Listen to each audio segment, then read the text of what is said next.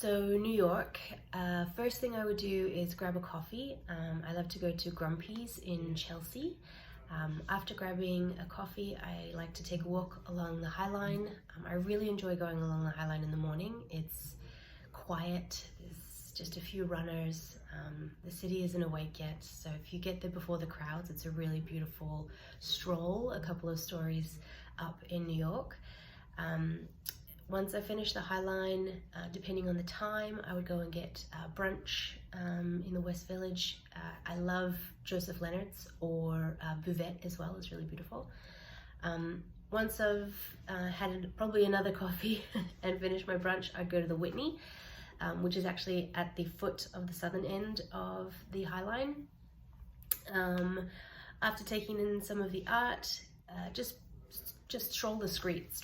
It's so beautiful, and maybe drop into a farmer's market once I hit up the Upper West Side, then head into Central Park, have my picnic lunch with my farmer's market snacks. Then I would cross Central Park and go to the Met. But the cool thing about the Met is the rooftop bar is amazing and it has a really different view of the New York skyline. So the cool thing is you can actually go to the desk and just say you're going to the rooftop, and they'll walk you through the gallery so that you can get to the rooftop. So you actually get to have a sneak peek at some of the art if you don't want to spend the whole day. If I am going into the gallery, I could spend 2 or 3 days in the Met. So the last time I was there, I just really wanted to see the Van Goghs, so I raced there, had a look, saw it in person, went to the roof. After that, I'll probably do a little bit of shopping, head back to the hotel to freshen up, and then there's an amazing little wine bar back in the West Village called Vin Sauvant, and it is beautiful. I've spent far too many hours there and have left in all states, but it's such a cute little bar. We sat at the bar, chatted to the bartender, and we were there until closing, and it was just a really lovely evening. I've been back there a few times actually, too many times. Day 2, depending on my schedule and how much time I have, I would head over to Brooklyn, either in a cab or jump on the train.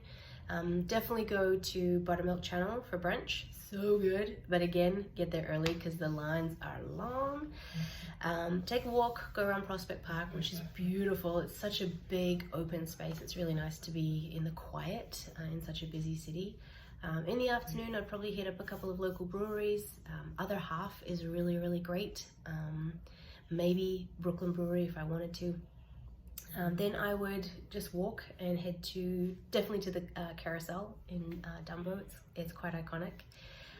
Grab some ice cream and catch the train back over, and if I have time, jump the Staten Island ferry, and you can do the loop, and it gives you an amazing view of New York, especially at sunset.